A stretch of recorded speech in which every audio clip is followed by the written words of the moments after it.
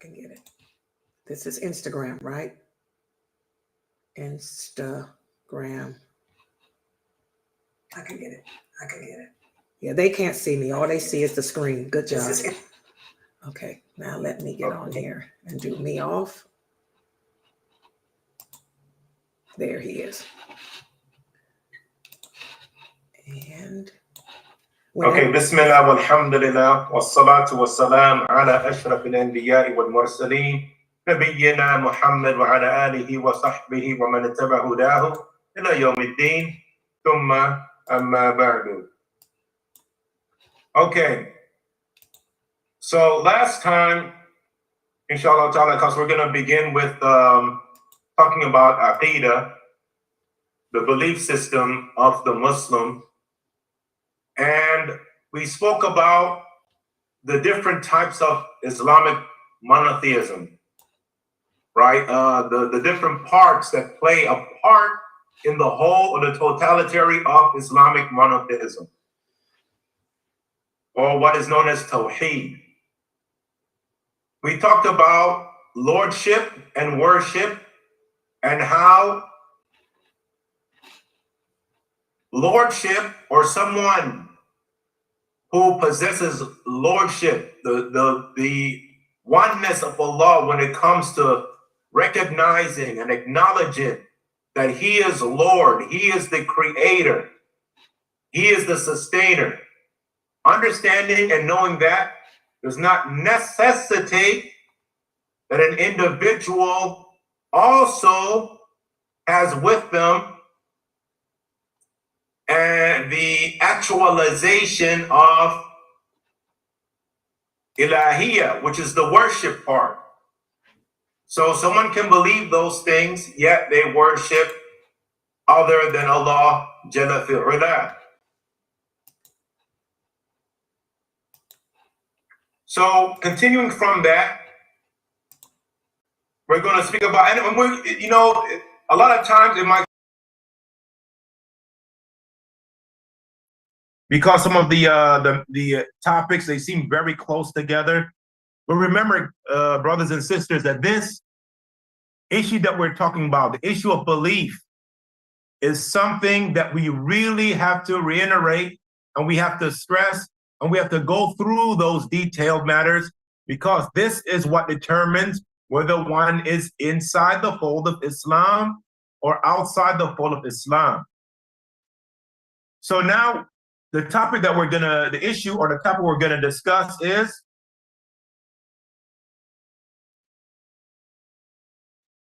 the relationship or the connection between these two types of Tawheed, and that if one has become corrupted, then the other is also corrupted, which is something that we pretty much stated last class. But last class, we only looked at it from the aspect of the person who has actualized the aspect of lordship without worship.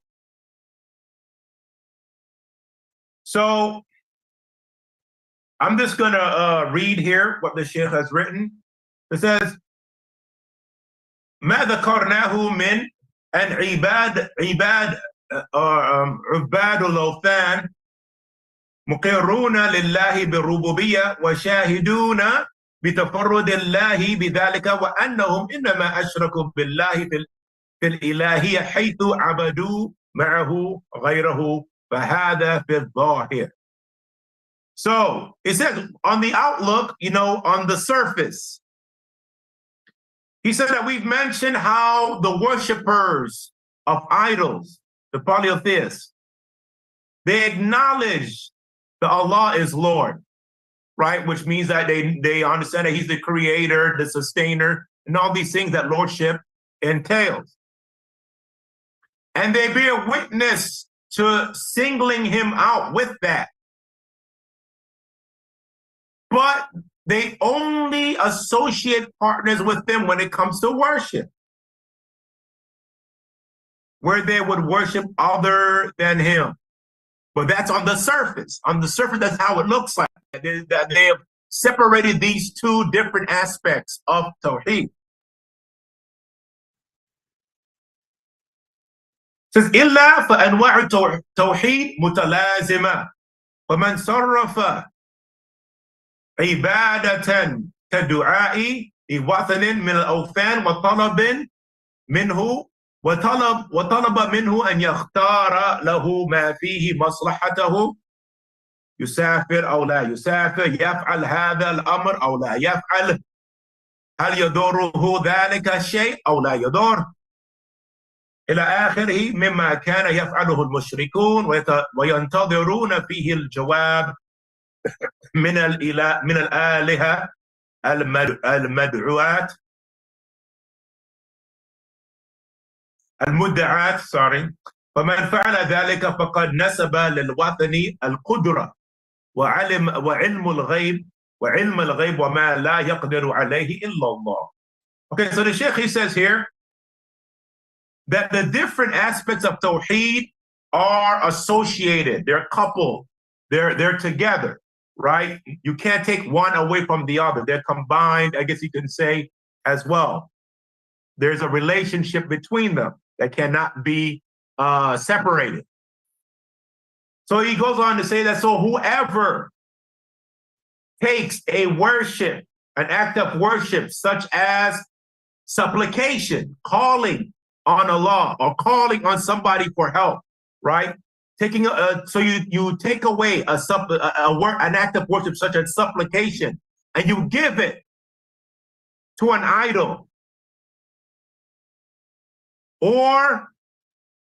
and you seek from them, from this idol, that this idol should choose the best outcome for you or the best situation for you out of what you are asking.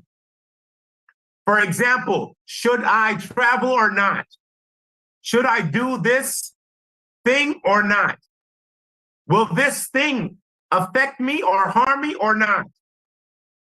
And so forth. And these are the things that the mushrikun, the idolaters, would do. These are the things that they would do. And they would wait for a reply from their idols. They would wait for a reply from their idols. So whoever has done something like this, and he has attributed to the idols, then he has basically said that these idols, they have some type of ability. They're able to do those things. And that they know the unseen. And these are things that no one knows and no one is able to do except Allah Jalla fi'ula. وَذَلِكَ مِنْ خَصَائِصُ الرُّبُوبِيَّةِ. And these are from those things that are specific to the lordship of Allah subhanahu wa ta'ala. لذا فشركهم هذا في العبادة يتضمن شركا في الربوبية. And that is the reason why them associating partners with Allah when it comes to worship it also affects the lordship. Because like we said, knowing the unseen, having the ability to answer their prayers and their requests, those are things that are part of lordship, right? And that is the reason why there's that talazum, there's that connection, that relationship between those two matters.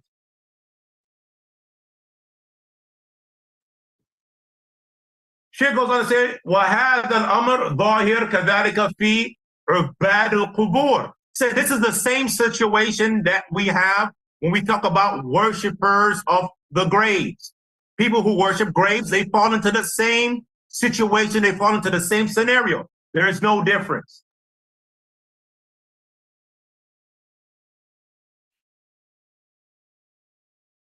حَيْثُ يَطْلُبُونَ مِنْ مَعْبُودَاتِهِمْ. Because the people who worship graves, they seek from those individuals in the grave that they worship umuran la yaqdiru alayha illa Allah. They seek from them issues or things that only Allah subhanahu wa ta'ala is able to do. So there's no difference between someone who worships an individual in a grave and someone who worships a idol or an idol. So, and this is where the issue comes in. If there's no difference, then we have to address the subject of some of the Muslims who worship graves. Of course, they don't consider it worshiping of graves, right? Because they're saying that, no, but that's because what? They're not able to distinguish between the different types of worship, or they're not able to, they have distinguished between the other types of worship and the prayer. Because to them, prayer, meaning the 5 dailies, is what should only be for Allah subhanahu wa ta'ala.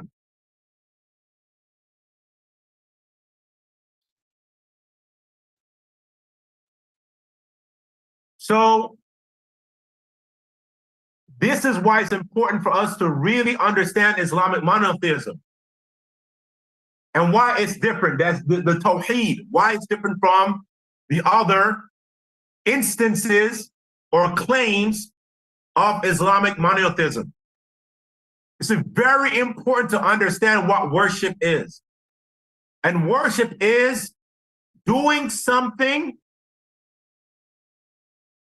for the person that you worship. If that person that you worship commands you to do a thing or commands you to not do a thing, you doing that thing is worship, or not doing it is worship. If you feel that doing that thing pleases the entity or whatever you want to say that you worship, then that is part of worship. You doing that thing is part of worship. So when Allah tells us to do certain things or tells us not to do certain things, then we understand from him saying that these things are for us to do and he likes these things, and these things are for us not to do and he dislikes these things, and those things, us doing them or not doing them, are a part of worship. So worship is not just prayer. Worship is not just prayer. It's not just the 5 dailies.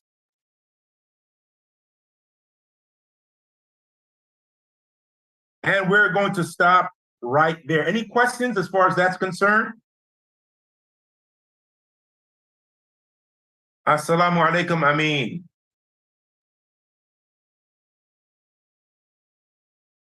Ahlan, ahlan. Okay, so if there aren't any questions, let's move on to the next thing that we're going to cover, bidnillahi ta'ala, which is, of course, Arba'un an-Nawawiyya. And we're at the 35th Hadith. The 35th Hadith. And the 35th Hadith, عن أبي هريرة رضي الله عنه قال قال رسول الله صلى الله عليه وسلم لا تحاسدوا ولا تناجشوا ولا تباغضوا ولا تدابروا ولا يبيع بعضكم على بيع بعض وكونوا عباد الله إخوانا لا يظلم المسلم أخو المسلم المسلم أخو المسلم لا يظلمه ولا يخذله ولا يكذبه ولا يحقره التقوى ها هنا ويشير إلى صدره 3 مرات بحسب امرئ من الشر أن يحقر أخاه المسلم كل المسلم على المسلم حرام دمه وماله وعرضه رواه Muslim. So this hadith is recorded by Imam Muslim. Excuse me, this is that.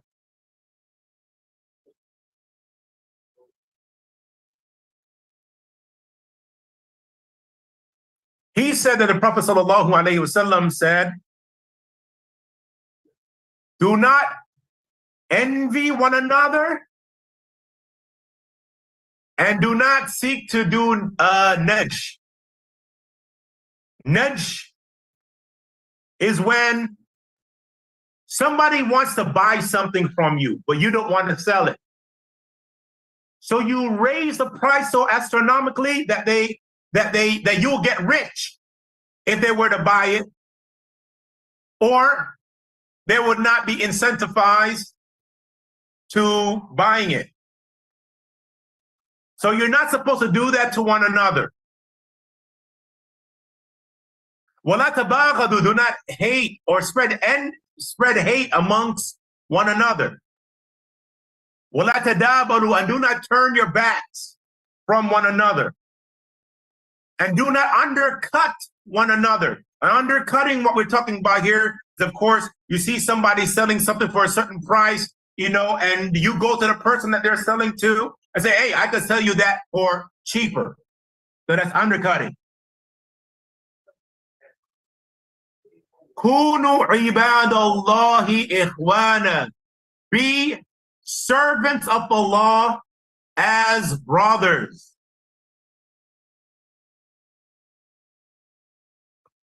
Al-Muslim akhul Muslim. Muslims are brothers of Muslims. We are brothers.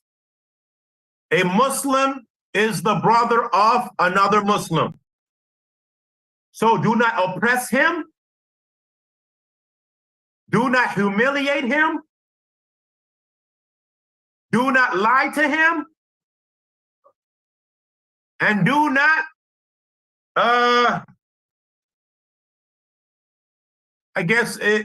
belittle him. Now, taqwa, having the fear of Allah Jalla fi'ula, is right here. Huna wa yashiru ila sadrihi thalatha marat. The Prophet ﷺ pointed to his chest 3 times, showing you where taqwa is, the fear of Allah. Where is it? Then he said, it's sufficient thing that is evil for one to do, that he should belittle his fellow brother Muslim. Belittling your brother Muslim is sufficient thing as evil that you can do. Then the Prophet ﷺ said, everything is impermissible or sacred from one Muslim to another. Everything is sacred from one Muslim to another. And the things that are sacred is blood, or in other words, his life, his wealth, and his reputation or honor. However you want to say that. His reputation or his honor. So that's a hadith. So what are some of the benefits that we get from this hadith? It's impermissible to envy your brother. And what we mean by envy is to desire what that person has over you, and to have that blessing which Allah subhanahu wa ta'ala has given them be taken away from them.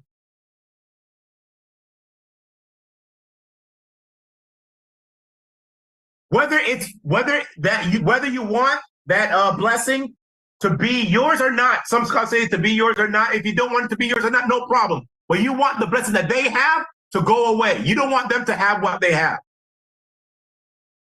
That's envy. Then, of course, we explain the other thing that's impermissible to do, which is to hike the price of an item because you don't want to sell it, hoping to get rich off of something, or somebody, I guess, enticing you to sell something you really didn't want to sell and raising the price of it. So you can't do that. And you cannot spread enmity among one another, hate among one another. You cannot spread hate among one another. And you cannot turn your backs on one another. It is impermissible for us as Muslims to turn our backs, desert our fellow Muslim.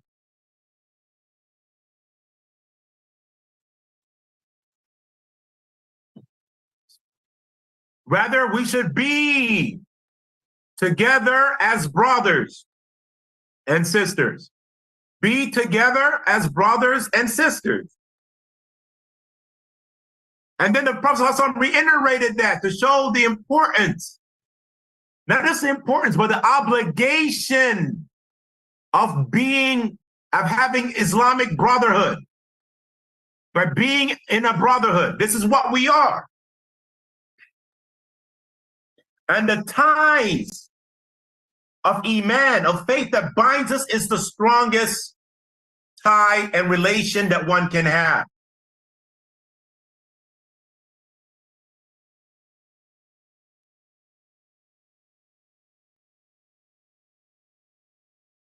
Okay. So being brothers, meaning that we should love one another, and have affection towards one another. Love and affection. Love and affection.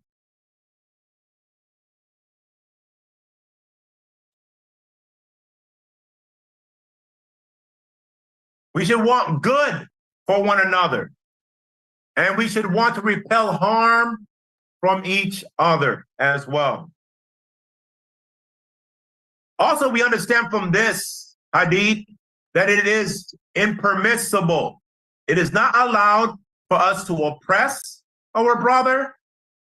It's not allowed for us to humiliate, belittle, or lie to, or lie about.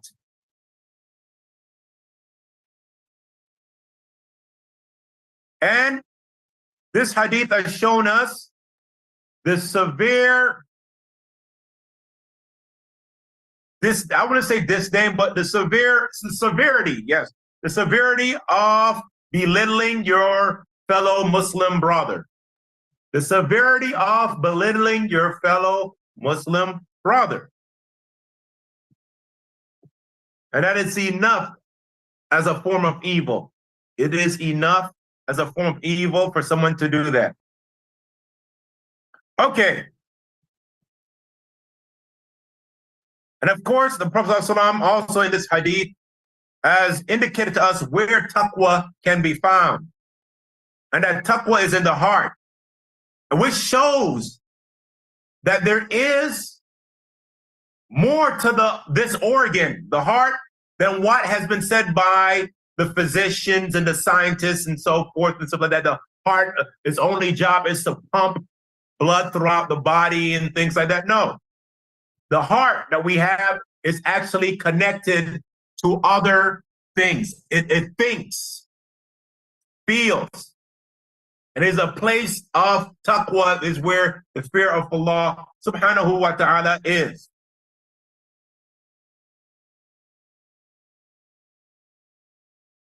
And that's pretty much it for this hadith. There's something, so with all of these things that are impermissible, that the Prophet ﷺ mentioned in this hadith, what do you guys think? How do you guys think this will apply to a marital situation now? How do you guys think this will apply to a marital situation? What I mean by that is, there are some people who are married that have no problem oppressing their spouse. No problem belittling their spouse. No problem humiliating their spouse. No problem abandoning their spouse. I mean, what connection is more stronger than that of brotherhood due to Islam, plus a connection due to marriage, other than blood, right? Because if you have blood and you have Islam, that is the strongest connection that you can have. But after that is blood and marriage. I'm sorry, Islam and marriage. Yet we see that there are people who are married that when it comes to the prohibition that are mentioned in these hadith, that they don't have any problem with violating all of those prohibitions. And we can, we can make excuses, right? Like, oh, well, that was said in anger, or, the person was upset. But we have to fear Allah subhanahu wa ta'ala that even when we are upset, that we don't transgress certain bounds. Some of you guys might be looking like, well, I don't know too many people that would go to this extent. I mean, no brothers and stuff like that would go to this extent. There are brothers out there that would. There are brothers out there that definitely would. But more so than the brothers, a lot of sisters, they fall into this almost like habitually. Like, that's part of the way that things work. Right? Oh, we got into an argument. Let me start belittling you, oppressing you, everything. It's like a checklist. This hadith is like a checklist to them. I'm going to do this. I'm gonna do this, and I'm gonna do this. And this is the reason why I wanted to bring this up. I mean, we really have to remind ourselves and remind our sisters too as well, that, we are going against the command of Allah subhanahu wa ta'ala and the Prophet sallallahu alaihi wasallam when we get into that. And I know that because of, I understand from a certain standpoint that because of the strong connection that you have with your partner, this is what brings out those feelings. And women are creatures of feelings that make it hard to control when certain issues come up and arise. And we ask Allah subhanahu wa ta'ala to help us and them to do what He is pleased with. Ameen. Okay, so with that, are there any questions as far as that hadith is concerned? Okay, there's another thing we forgot to talk about the last part of the hadith, where it's impermissible, of course, to how do you say this? To of course violate someone when it comes to their life, their property, and their reputation, right? You can't violate them in those three aspects. That's also impermissible. When it comes to money, if you borrow money, give it back, right? That's part of where the violation comes in. And other things too, robbing. And remember, when we talk about money or wealth in general, that wealth is a lot of different things. Crashing into his car and acting as if, it was always like that, or somebody, while he was in the masjid, it wasn't you that did it. Somebody else, sideswiped him and drove off or something like that. It wasn't you. That has happened. Not to me per se. Not in that specific, but something similar to that. So there are things like that that do happen, and brothers, they try to cover it up. And subhanAllah, ya ikhwan, the best thing that you can do is tell the truth.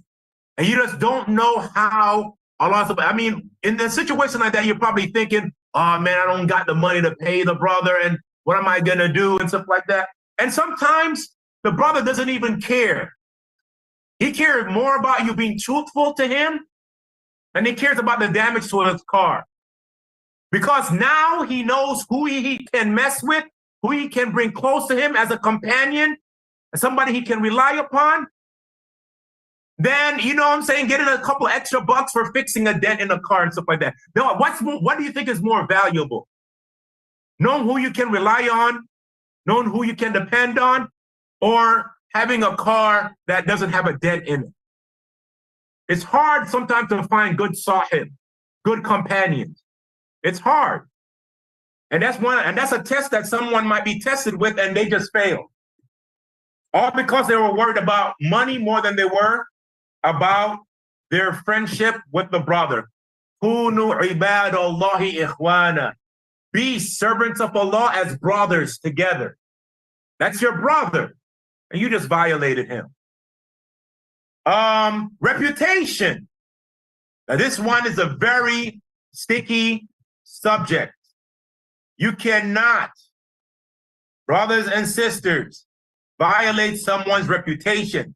And if we were amongst the Muslims in a Muslim country, they can take you to court for that. I mean, here you can kind of take somebody to court for that too, messing with their reputation. It's harder to prove that though if you're just an individual. But if you're part of a company or something like that, or your face is the company, you're more likely to be able to sue or take someone to court because of that.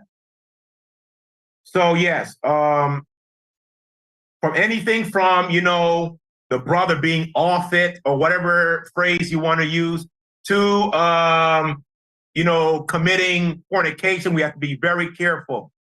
And those things will be messing with someone's reputation. And we're going to have to answer to that in front of Allah subhanahu wa ta'ala. Okay, so with that being said, are there any questions? Or can we continue on to the next subject? Can I ask a question? Tafadhal. So it was about myself and my partner, should we say? Why would Allah want me to, like, in a way, disrespect my partner? You were saying about going on about just like personal life, like disrespecting them. Why? In my opinion, why would Allah want that to happen? That's what I thought you was trying to say. Maybe I might be wrong. I don't understand the question. Say it again, please. I'm just trying Hold to on. think about how I'd say it. Don't worry about it. Actually, just no. I'm sorry. We have some background noise. Repeat again for me, please. It was about when you was going on about like myself and my partner in a relationship earlier. It's like disrespecting them and saying stuff about them.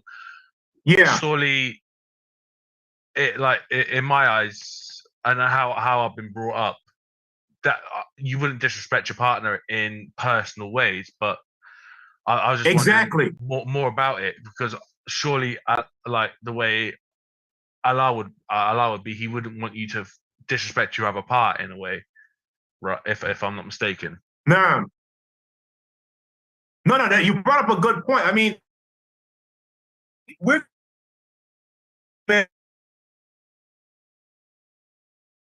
and things like that. We're going to have disagreement. There's going to be arguing and stuff. But when you think about when a woman makes the excuse, they're emotional and things like that.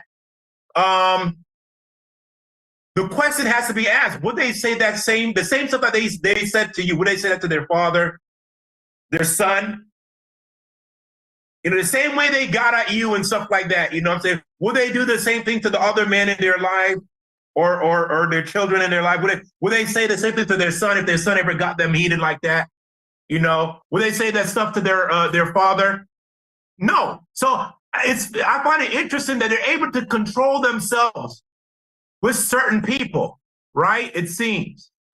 But yet, you know, when it comes to their husband, which, you know, there should be the same amount of respect, admiration, and all of those things for. It seems like, you know, it just doesn't, there's a thing there. So Allah Can I- musta'an. But yeah, this is something, like we said, this is something that we have to continue through. And it's partly our fault, because when was the last time we bring these issues up to sisters and make them be cognizant of this reality so that they can check themselves? How many times do we do that? We have to be the reminder as well. I mean, who else is reminding them if not us? You know, so just keep that in mind, Bismillah ta'ala. Can I add something on to that? So it was like you said earlier, how brotherhood, and it's like Islam then brotherhood. So why wouldn't, let's say, relationship be above brotherhood in a way? Because if you think about relationship, that might be passive because that's the person you think you're going to spend the rest of your life with. Why would that not be above brotherhood and blood, for example, you know? No, you're right. Exactly. I mean, if we put everything, and that's what I said, I don't know if I made that clear, but if we put everything in order, as far as, you know, what has the strongest connection, I thought I kind of explained it, but it would be, of course, relation through blood and Islam, right? And then, of course, relation through marriage and Islam, relation through Islam, brotherhood, right? It will be in that order. So yes, there is a stronger connection between you and your wife than there is between a brother there's no connection with other than the Islamic faith. And that's why I said, because of that stronger connection, then these rules, these prohibitions that the Prophet ﷺ mentioned here, they apply more so in a scenario like that. Yeah, sorry. Okay, I so might have misinterpreted it. I'm sorry, Tafaddal? But I understand what you're. I'm sorry, I didn't hear that. Say that again. I said I may have misinterpreted it in the wrong way, but I understand what you're saying now. So yeah, we're all good. I just wanted to okay, alhamdulillah. In my own Glad head. I think they're Alhamdulillah. No, alhamdulillah. Yeah, but that's what I was trying to say, though, inshallah. Okay, so the next thing that we're going to cover, bidnillahi ta'ala, is Arjuzatul Mi'iyya, which is, you know, the Seerah of the Prophet Muhammad sallallahu wa sallam alayhi. And I know that the brother Mukhtar, he does Seerah too, and we do it in a different way and stuff like that. I mean, I cover little snippets. You know, I don't go into nothing deep, you know, and everything like that. And it's very, very precise. So last class, we covered the issue of the Prophet ﷺ arriving in Medina. Who are they? Who are the two wives that the Prophet ﷺ built dwelling for? Who remembers?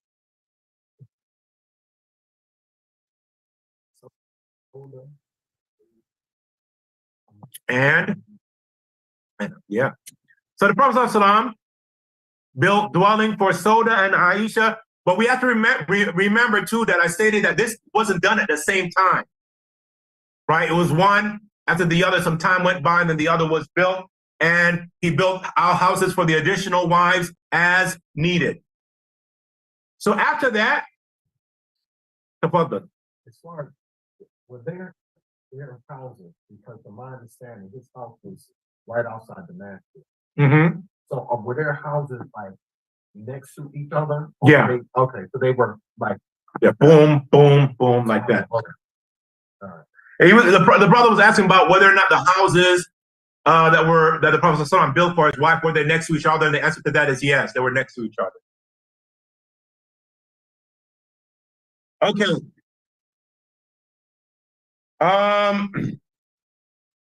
So after that, the Prophet ﷺ, and I think we mentioned this too as well, about the people that were in Habasha, the companions that were in Habasha. Some of them returned or they made hijrah from Habasha to Medina, and they were like basically half the number of that went to Medina. So some of them, they stayed in Habasha, they stayed in Ethiopia, what's now modern day Ethiopia.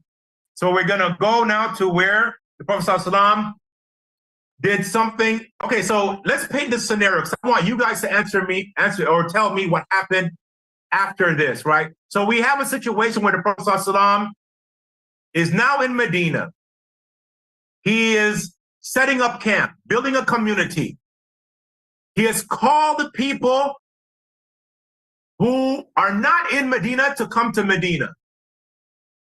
What do you think was one of the biggest events that happened after that? We have people coming into Medina from the companions, radiyallahu anhum. What's the next step? What happened?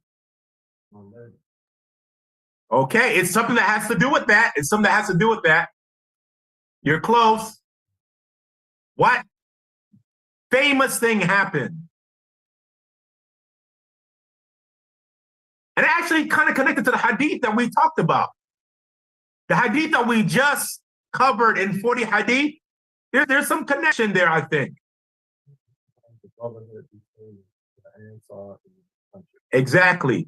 The bonds of brotherhood was what happened next, right? Because you have these people migrating. Let's think of it. This is something that happens in our modern day times, right? You have immigrants coming in with just what they have with them. They don't have any connection to the place that they're going to. No way of making prosperity. So the Prophet ﷺ, his solution for that,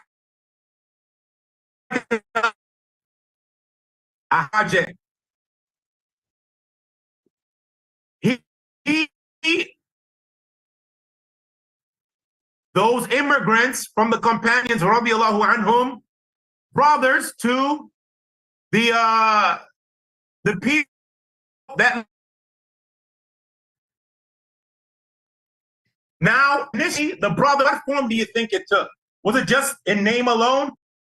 No, they were considered brothers, but almost as if they were brothers by blood, to the point where one would inherit from the other.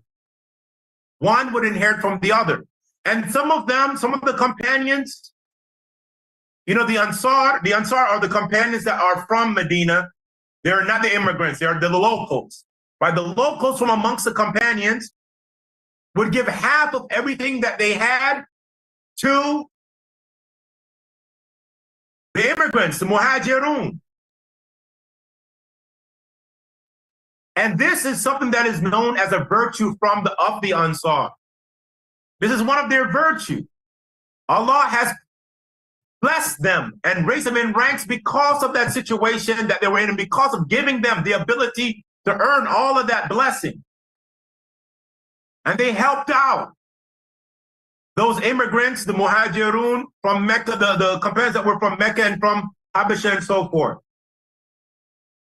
So that was something that was really big in Islam that happened. And it was almost like a social work that the Prophet ﷺ did there that worked out good. The immigrants, they were able to settle. They had somebody who was looking after them, making sure that they were all right. Their newfound brother. And they were able to build a livelihood for themselves.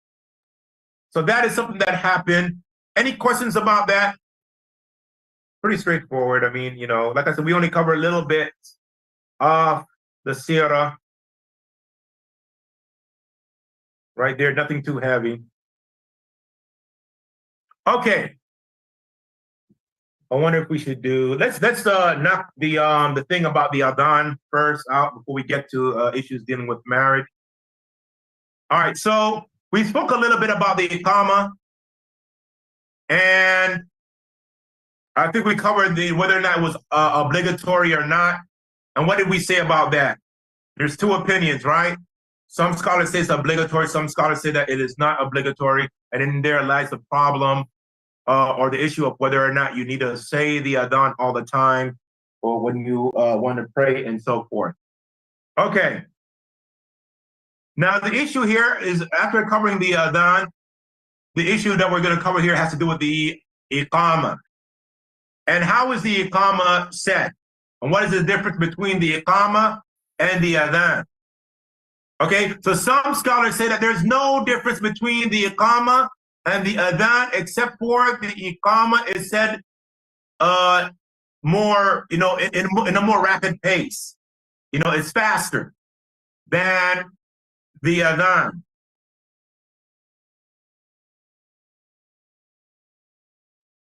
While some scholars, they say that the adhan and the iqama, the difference between them is the fact that the iqama, you don't say everything twice, you only say it once.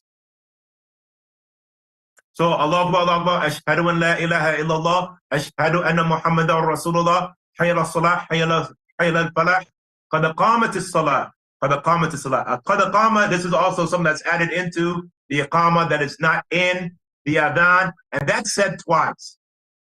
Allahu Akbar, Allahu Akbar, la ilaha illallah. So that's the iqama.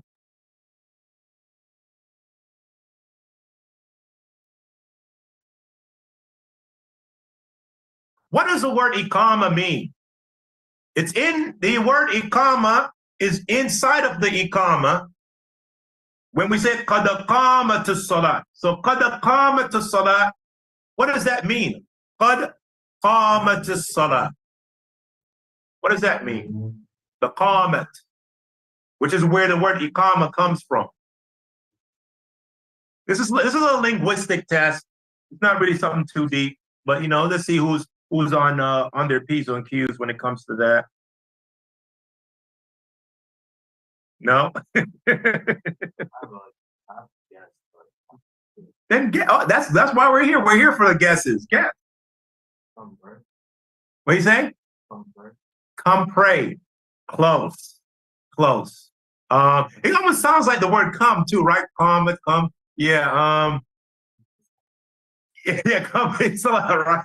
Let's go. No, okay, so what the word really qamat means is that to establish. So basically, but it's in the past tense. So it's saying that the prayer has been established. The prayer has been established. So the qamat is salat, meaning that, hey guys, the prayer is established, let's go. Basically is what it's saying. So that's what the iqama means, to establish. Okay. And that's all we're covering here. Like we said, just taking a little bit from that. Bismillah ta'ala. Yes.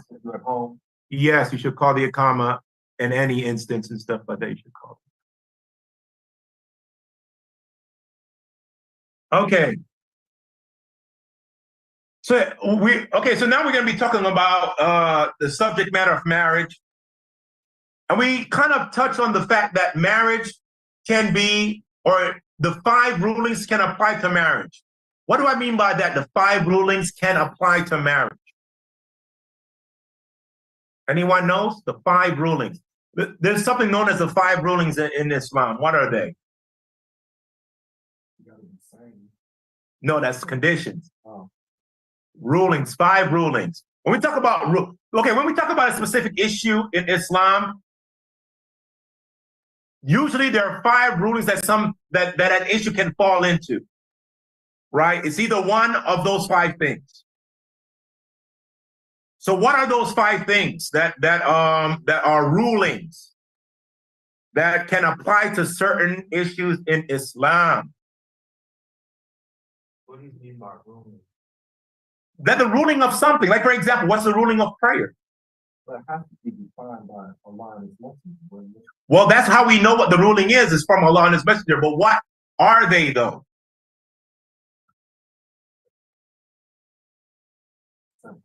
It's simple. It's simple. Okay, let me try and give you guys an example. Let's take any issue. I want you guys to give me an example. Name me an issue in Islam. Any issue the first thing that comes to your mind. People leaving Islam for doing the purposes. Leaving Islam? Okay. All right. Leaving Islam. There's a ruling to that. What is it? Can you leave Islam? Which means, oh, and if there's a consequence, which means then the ruling of leaving Islam is what? Death is the punishment. But what is the ruling? What is the ruling? It's impermissible. It's haram. you can't leave. It's haram, right? So haram, something being haram is a ruling. So you're saying more like category like makruh, Yeah, or mustahab. yeah. Mandub. Those are all rulings. Okay. That anything can fall into one of those categories, right? That we do. So Like there's halal, there's halal, haram, mustahab, mustahab, makruh, makruh, yeah, makruh, yeah, mandub. and mandu. Yes. Mustahab. Okay, so some of these they have like different names, right? The halal and haram normally they don't have different names, except for the word. I'm sorry, not halal and haram. This we're talking about wajib and haram, right? Wajib. Some people might say it's fard. You ever heard the word fard? Well, fard and wajib they pretty much interchangeable. They mean pretty much the same thing. They mean something that you have to do. Haram, something that you can't do. Right? Is the fornication, haram, can't do. Marriage could be wajib, right? You have to do. All right, so then there is something called mandu, or it's called mustahab. Mustahab and mandu means the same thing. Which is something that it's not wajib, it's a little bit level below that. Because remember, wajib, you have to do it. So mandub and mustahab is something that's encouraged for you to do, like your sunnahs, for example, right? And then after that we have mubah. Mubah is not something that's encouraged, nor is it something that's discouraged, like eating in itself, like specific food or something like that. It's mubah. You can eat. You don't have to worry about whether it's halal or haram. You eat. Like something that's not. Yeah, basically, there's no opinion on it either way, basically, right? And then you have makruh, which is dislike. So it's not haram, but it's better that you stay away from it. You won't get punished if you do it, though. But it's better to stay away from it. I heard you get a blessing. You get a blessing you get rewarded for staying away from it, but you don't get punished if you do it. The opposite of that is mustahab or mandub, where you get rewarded for doing it, but you don't get punished for not doing it. That's the highly encouraged actions. So like making sunnah. Yeah, like making your sunnahs, right? You get rewarded for doing it, but you don't get punished if you don't do it. So is makruh means something that's bad but not haram. Yeah. So More like dislike. Yeah, like there's something that's like in the middle. That kind of. No, in the middle will be mubah. Like we talking about, like there's no ruling on it. It's like neither here or there. That's mubah. But makruh is like, let me give an example. What would be dislike? I heard at one time they labeled smoking cigarettes on it. Yeah. It's haram now. Yeah, it's haram now. Yeah. Yeah, that would be back then. That would be a good example and stuff. Okay, like eating onions specifically, like raw onions or or garlic. The reason why they say that it's disliked because the ruling is if you come to the masjid and you smell like onions, they can kick you out.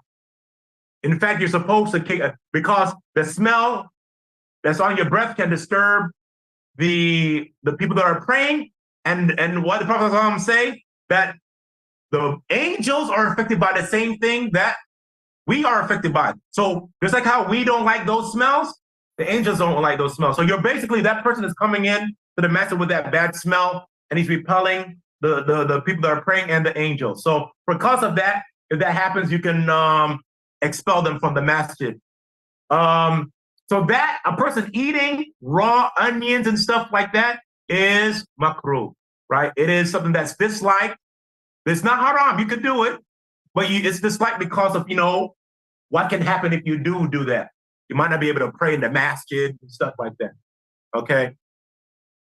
All right. And then we have, of course, haram, which we know is haram. Even non-Muslims now know that word and stuff. SubhanAllah. Which is, inshallah, Allah will, make his religion be victorious, even if those who dislike it. Okay. So when it comes to marriage, the scholars say that marriage falls under all 5 rulings, meaning that sometimes it could be wajib, sometimes it could be mustahab, which is highly liked, sometimes it could be mubah, which is, neither here or there, it's whatever. If you do it, it's good. If you don't do it, it's no problem, basically. Oh, it could be a bond. Yeah, we're going to get to that, inshallah. And then it could be disliked in certain instances, and it could be haram in certain instances. So what we're going to talk about and cover today is, when is it wajib? Okay? And it's pretty, I want to ask you guys, when do you think getting married becomes obligatory? When you're old. Actually, most people say probably that's the time when it's not obligatory. When it becomes more challenging for you to keep your chances. Yes, pretty much. I mean, that's pretty much what all of the scholars, they pretty much articulated with the same kind of concept. If you fear that you're going to commit fornication, it's obligatory for you to get married. And this goes too for women too. Some of the scholars have stated that, even for women too. Now some of them, they have some conditions, or some conditions, you could say. For example,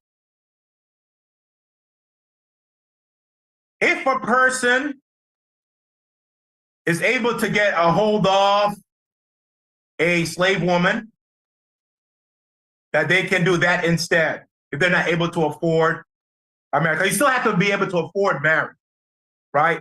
Just because you're about to fornicate doesn't mean that, I'm about to fornicate, I don't got no money, get married. No, you got to have something to take care of a family, right? Of How course. to get this slave woman in America, please? Slave Slave woman, how to get like a... You can't. There's no way you can get a slave woman in America, right? You just mentioned that. You said a slave woman, but I mentioned a slave woman because they mentioned a slave woman, right? I mean, the scholars of the past mentioned a slave woman, but there's no way you can do that now, especially not in America.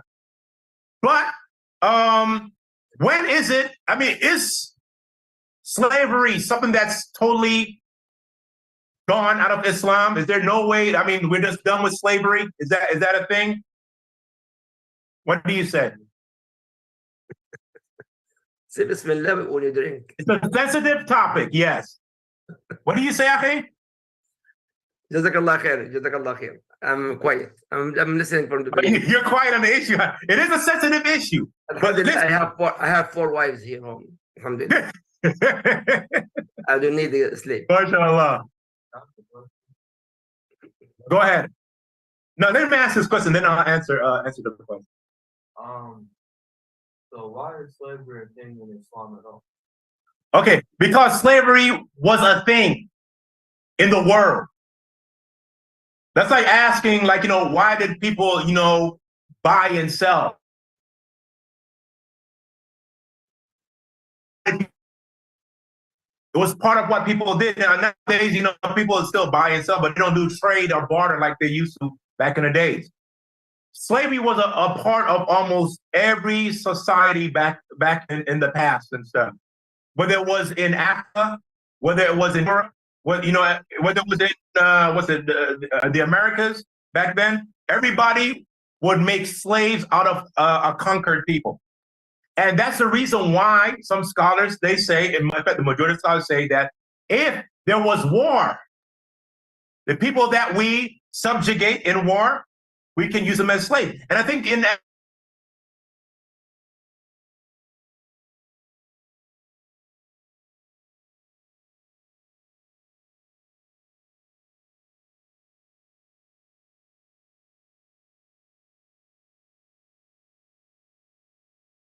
what a landmine is and stuff, right? Yeah.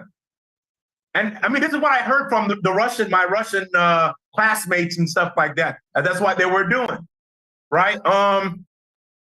So that's something that And so the thing is, okay, why is it that you make slave out of the people that you fight, you defeat in combat? Islamically, when we do it and stuff like that, it's of course so that they can be subjugated under Islam. But the only way that a Muslim is going to fight someone else is usually because they're stopping them from propagating Islam. That's when we talk about jihad or talab. We're talking about the jihad where we actually go out and spread the word of Islam.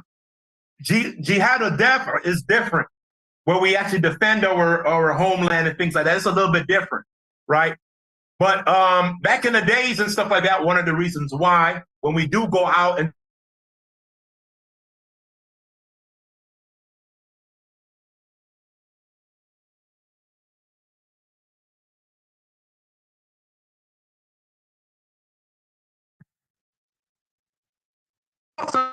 them trying to stop the word of Allah from spreading, we subjugate them, make them underneath our rule. But of course, that's with strict guidelines and things like that, But the argument to be made about a slave is a slave, no matter how lofty those guidelines are. Like we know that in Islam, your slave has to wear the same clothes that you wear. They have to eat what you eat. You know what I'm saying? And they can buy their freedom. And if they become Muslim, you're encouraged to set them free, or at least allow them to buy their freedom.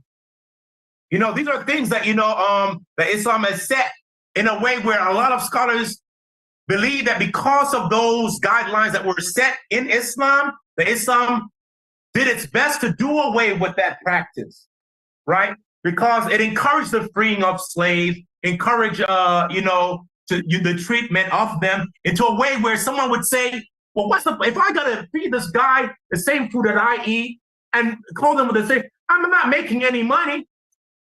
That's expensive. So why keep a slave under those, circumstances and things like that? So now that's encouraging, the breaking down and the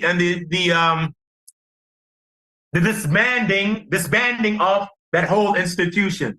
So there's a point to that, and Allah subhanahu wa ta'ala knows best. Jazakallah khair. Okay. It's better to pass this slavery. Pass it, inshallah. Speak about marriage is better, inshallah. Inshallah. Jazakallah khair. Okay, so basically we know when marriage becomes obligatory, and I don't think there's anything here that we need to touch on in regards to that. I think there was a side issue that I wanted to cover, but I'm not finding it.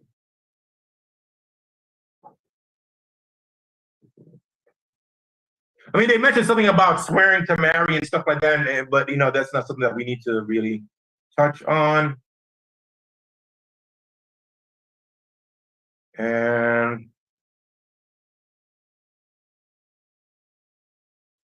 yeah, I guess that's it. So are there any questions as far as that's concerned, the issue of when marriage becomes obligatory? I think it's pretty much straightforward. So what we can understand from that, then, any situation other than basically feeling that you're going to commit sin, marriage does not become obligatory, right? Other than you fearing that you're going to commit sin if you don't get married, marriage is not obligatory. And the sin that has to be, that you're fearing that you're going to fall into, is fornication. So, for example, the heart is weak. Some people, because they're not married, they become a little bit loose with certain things, right? And they do like for example, some people might, I don't know, watch porn or something like that. They might I don't know, talk to the ladies in chat rooms or whatever. I don't know what they have now. Instagram. They don't even have chat rooms anymore.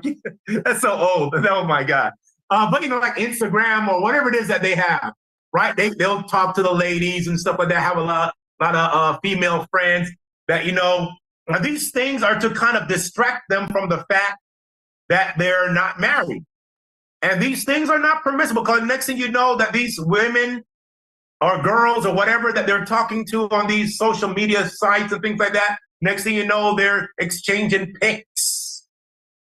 And those pics are, showing, the aura and things like that. The private parts. And I'm talking about private part in the broader sense. We know that might happen too as well.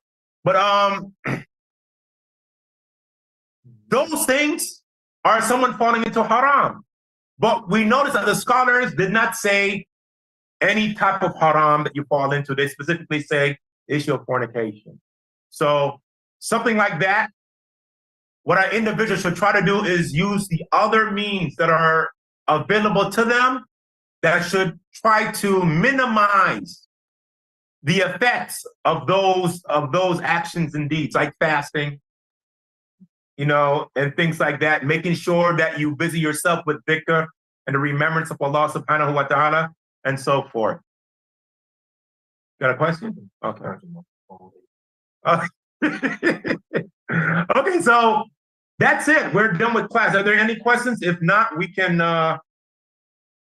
stop right there. Bismillahi ta'ala.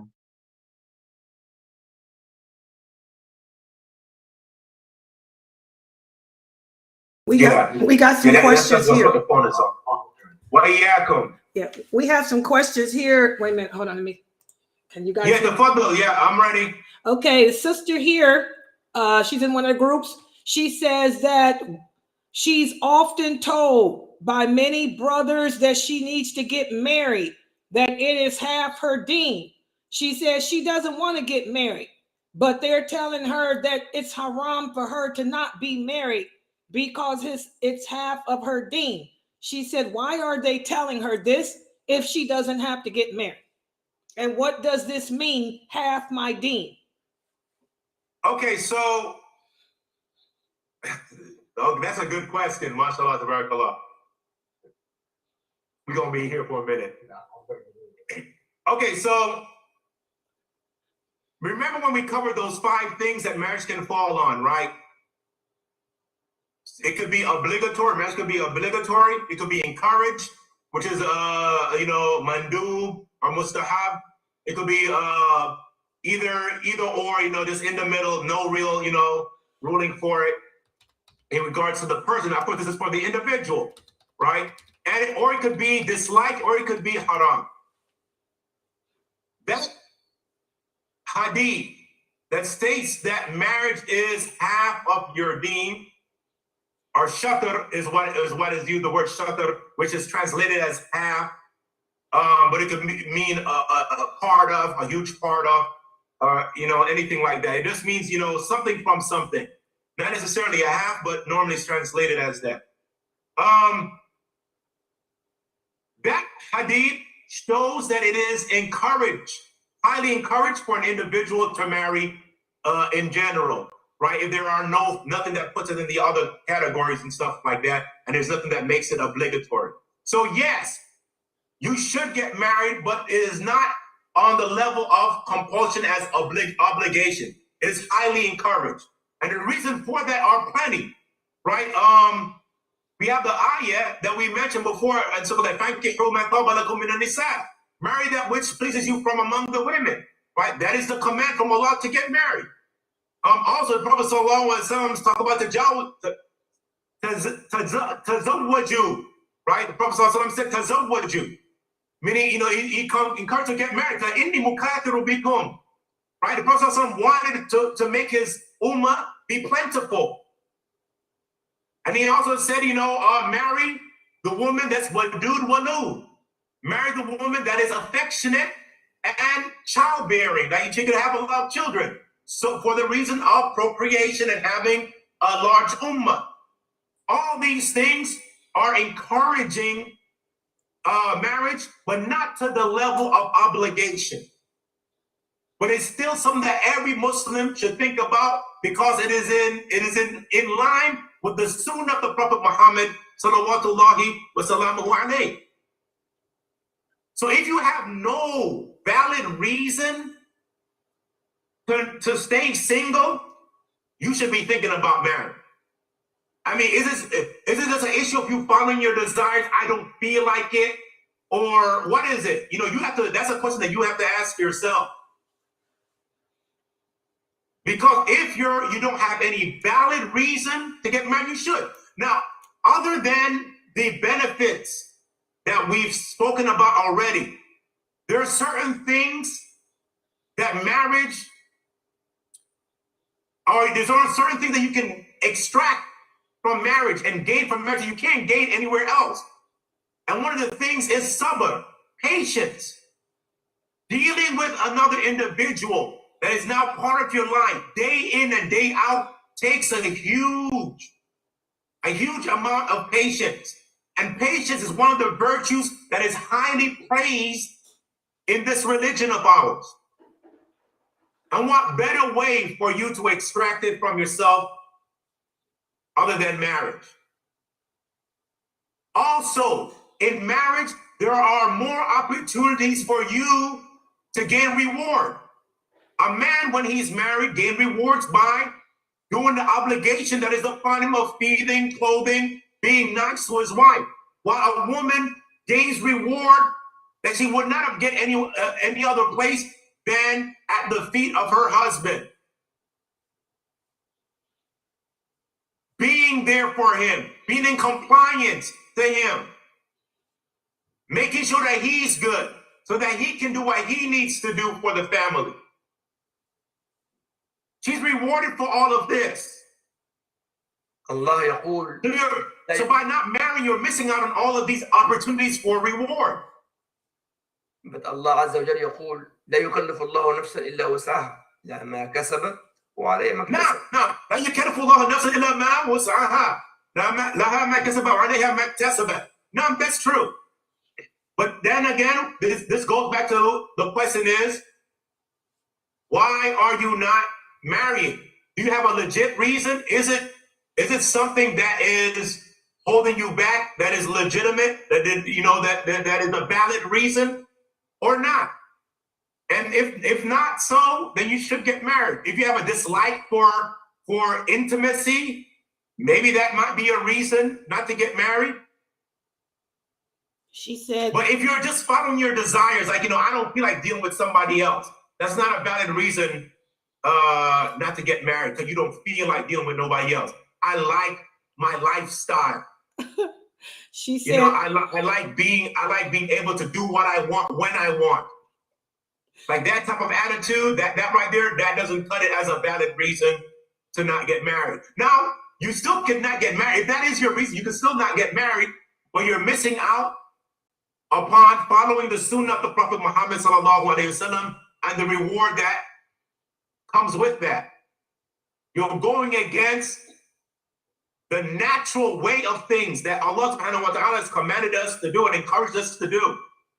On the tongue of this Prophet Muhammad salawatullahi wa salamuhu alayhi. You have to keep that in mind. And that's that. Any other questions? She said her reason for not marrying is she just doesn't want to deal with that drama anymore. Is that valid? See, that's not a good reason. Yeah, I mean, we all have bad experiences. I mean, life is full of bad experiences. You know what I'm saying? I mean, first of all, let's ask ourselves this. One of the things, when you have a situation like that, you got to ask yourself, what role did I play in that situation being the way it ending up the way it did? And we all play a role. It takes two to tango, as they say, right? No one put a gun to your head and say, hey, marry me, right? I'm pretty sure that didn't happen. There's no shotgun weddings going on here. So what role did you play in that situation ending up the way it did? Once you can recognize that and you be honest with yourself in regards to that and have some sense of accountability, then you know what to avoid on your part. And you can also then look at, okay, these individuals that I married before, or whatever the case may be, what were their issues? How can I avoid people like them the next go around? I mean, this is how we should handle situations. We don't just tuck our head in the sand and don't deal with it. No. Is that another question? Can I answer this question? If the sister had a bad experience, maybe, and maybe the person lived with her for a minute, do they have to live together in order for her to? I'm just trying to find the middle ground where maybe they don't have to live together immediately, and then it could be whatever it's going to be. So is that okay? So a brother brought an interesting scenario here for your situation to maybe kind of ease your worries. Can you marry someone but like not live together with them so you can find out exactly who they are, just in case, you know, things might go south and things like that? I mean, this is something that can be done. I don't advise it fully. And the reason for that is because you really don't know anyone until you live with them. So y'all could spend 2 years apart, different houses, you know, and talking on the phone. You might discover something, you might not, you know? So, and how many people, I mean, let's look at the world today, right? How many people, girlfriend and boyfriend, 5 years, 10 years, and they've been girlfriend and boyfriend longer than they've been married. Right? They've been married 2 years after the 2, and then they divorced. But they've been girlfriend and boyfriend, you know, seriously dedicated to each other for 10, 15 years before that. Whoa, I don't want to hear that slander saying never, mate. No, I don't mean amongst the Muslims. I don't mean amongst the Muslims. I'm just talking about in general. I'm just talking about as an example to show that knowing someone without being in a marital situation 100% does not mean. I'm the manager of the down south team.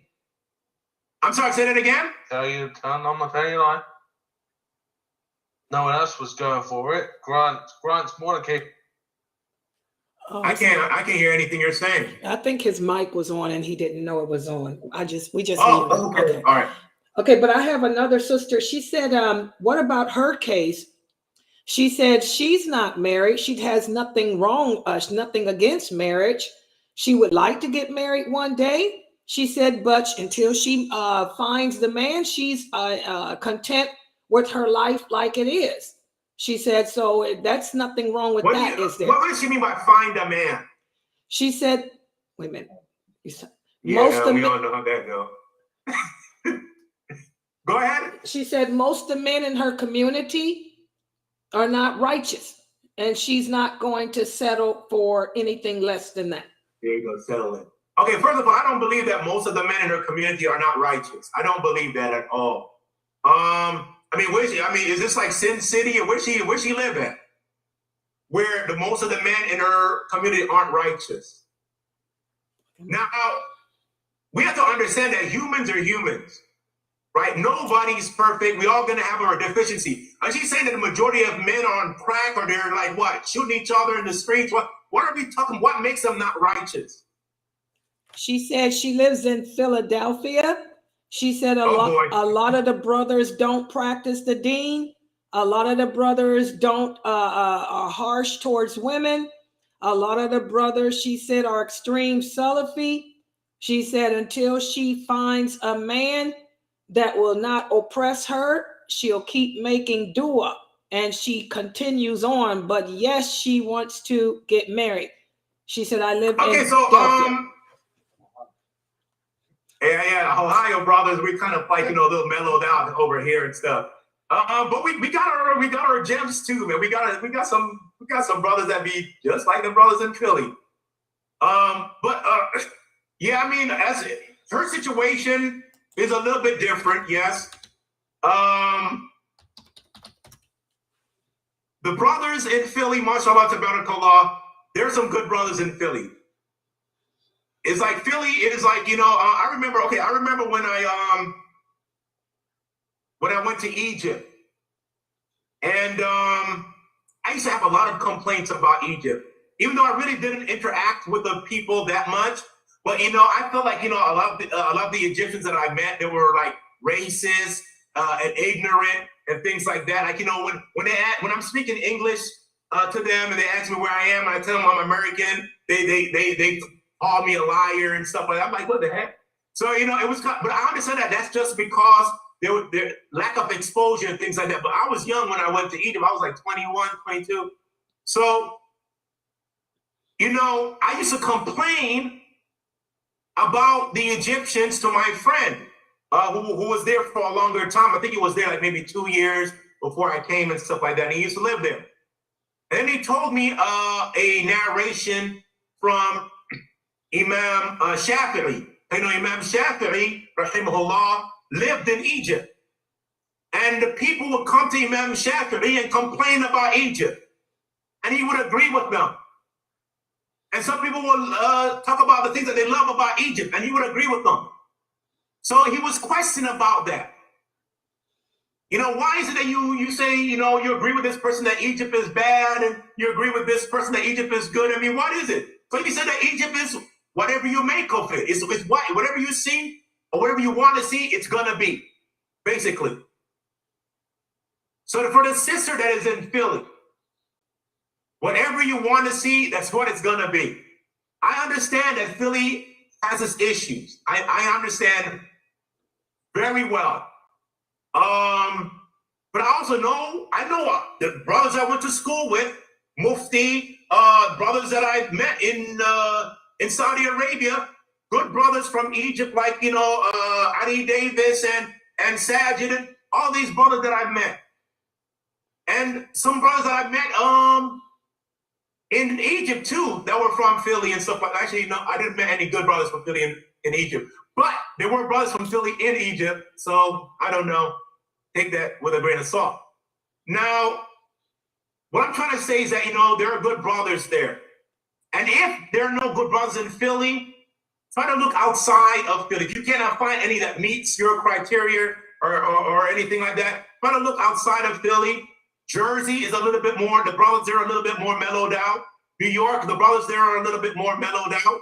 And it's close enough where, you might not, it might not be a problem moving there or the brother moving to Philly or whatever the case may be. Or just look anywhere else in America or outside of America. Of course, with each place, there's going to be a little give and take.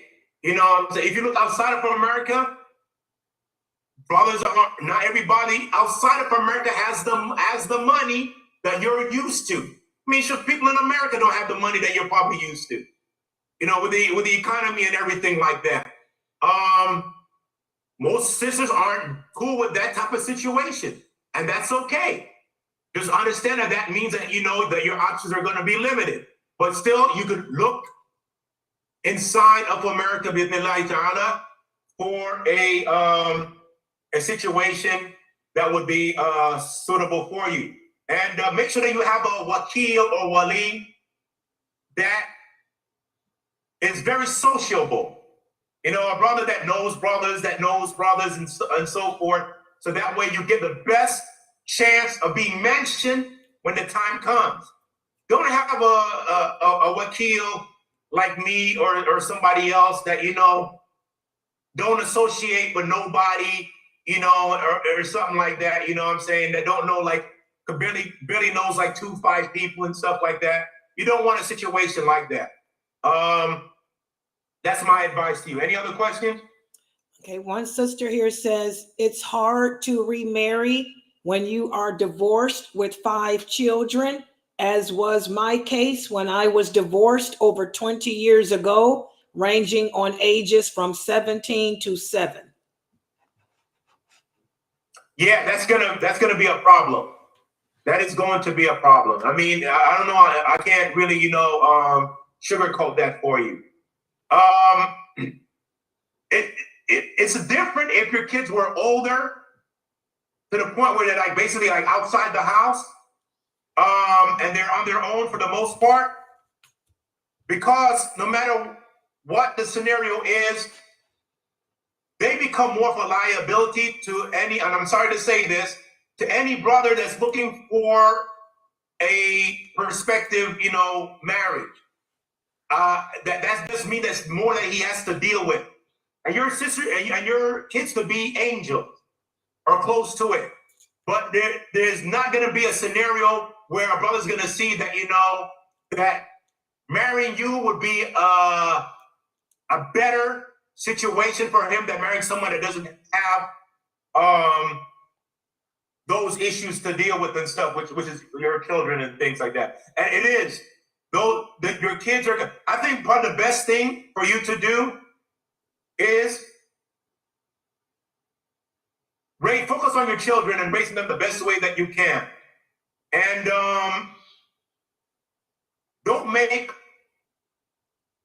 I think if you focus too much on marriage right now, it might become disheartening for you.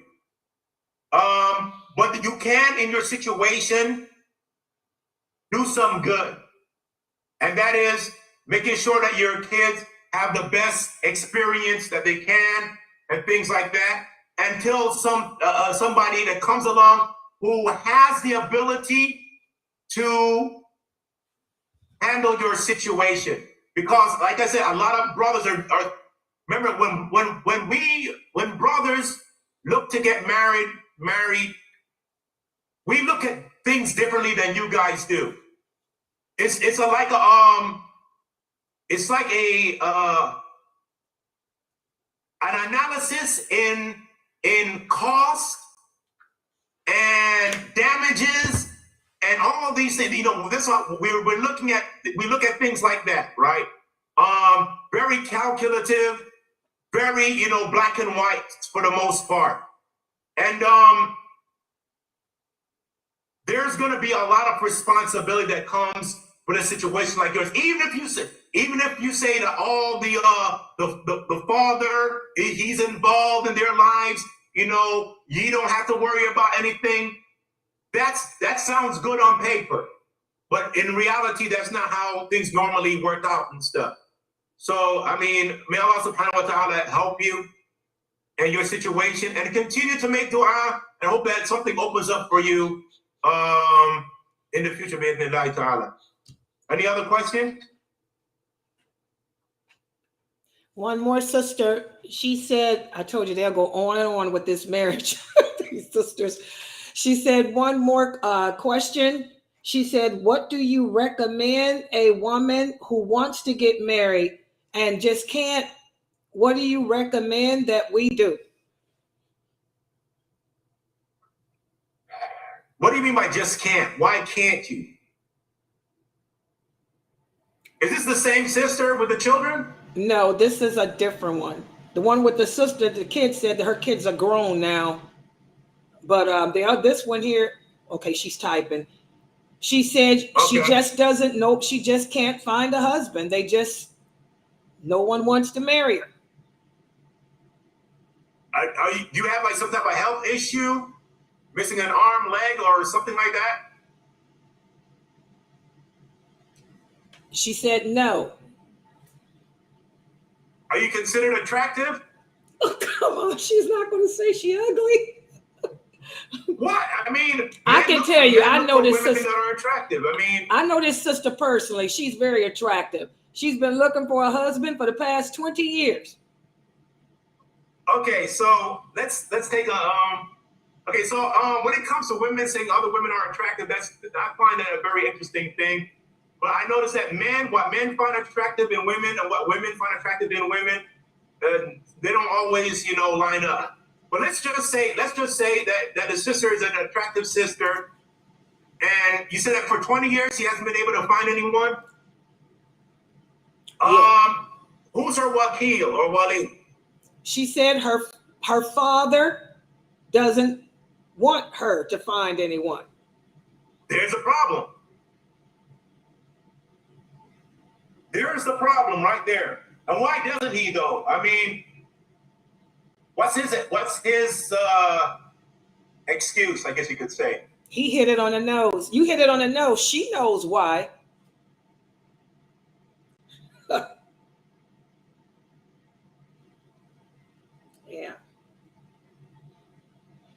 She's not typing anything, but you hit it on the nose with her. I think she knows why. Same thing I've been telling you. She knows why. Okay, I mean, okay, so I can't really say much about the issue because I don't know the specifics of why he doesn't want to marry her off. But if his reasons are valid, I mean, you're gonna have to convince him or change. You know, if his reasons aren't valid, then you have to convince him, or at least say to him, Dad, can you at least relinquish your responsibility in this issue so somebody else can take the reins? You know, whether it is your brother, I think you said you have sons that are grown. She comes from a Muslim family. All her family's Muslim. Okay, so if with all of her family Muslim, you have myriad of people that can take over or take charge if the father doesn't feel that, you know, that he's up to the task.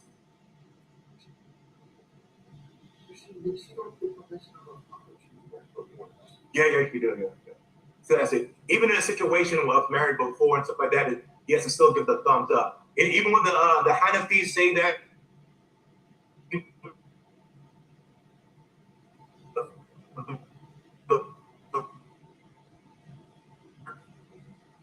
the marriage dissolved if he doesn't feel that it was done in a way that is, you know, that is correct, meaning that he doesn't feel that she married somebody that's suitable to him, to her. She's right, so her question now. Get back to this issue now. Her question. If you can convince your father to have somebody else handle that situation, that will probably be your best bet. Okay, this is her question. Now I like her question.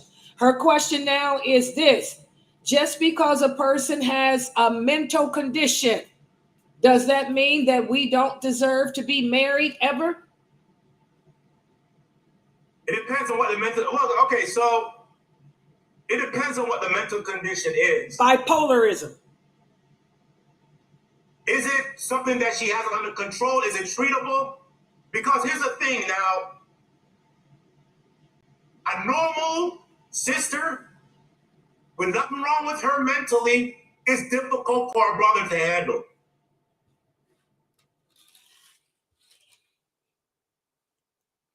Marriage in itself is not something that is easy with just people that are just regular Joe Schmoes, as they say.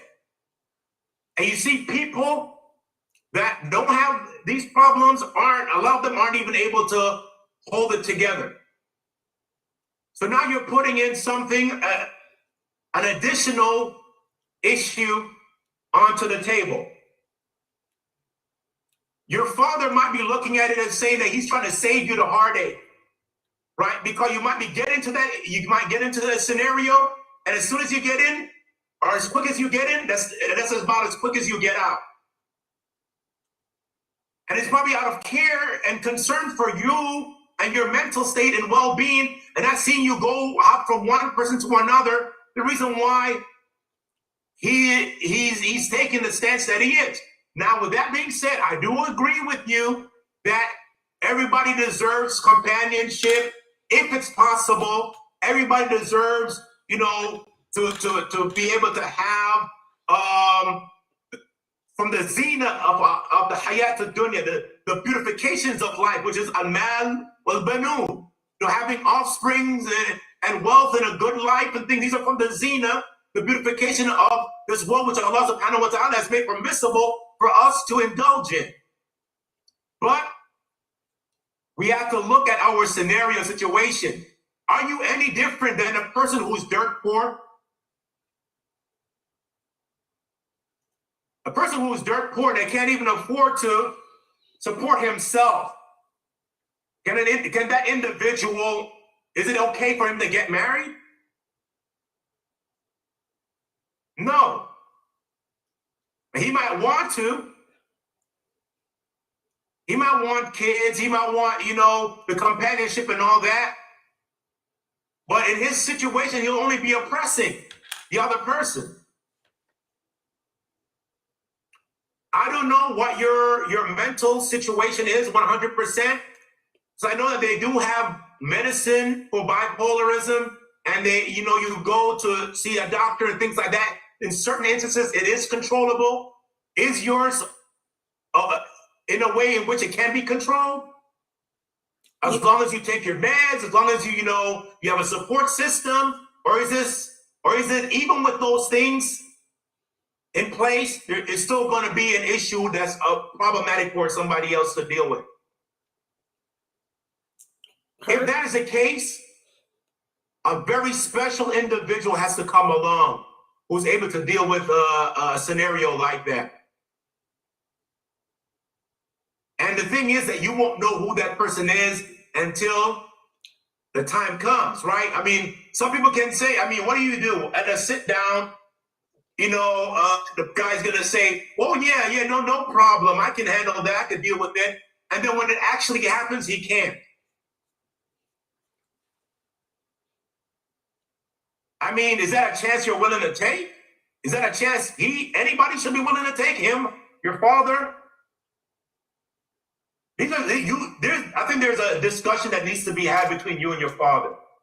You guys need to really sit down and try to disseminate all aspects of this issue